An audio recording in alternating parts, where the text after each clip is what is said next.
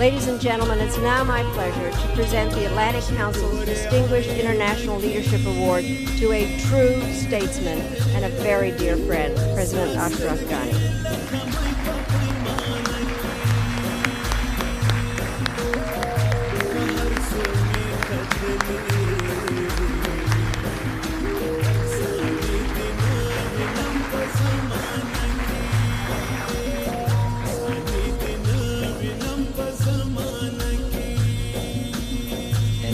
God the merciful and compassionate, Secretary Albert, Mr. Kim, Secretary General Stoltenberg, General Perez, General Jones, many friends, I'm humbled by the words of the introduction.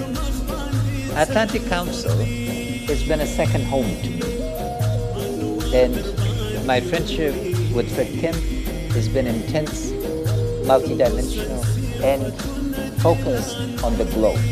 I want to pay tribute to General Jones, who was Supreme Allied Commander of NATO, for engaging in us.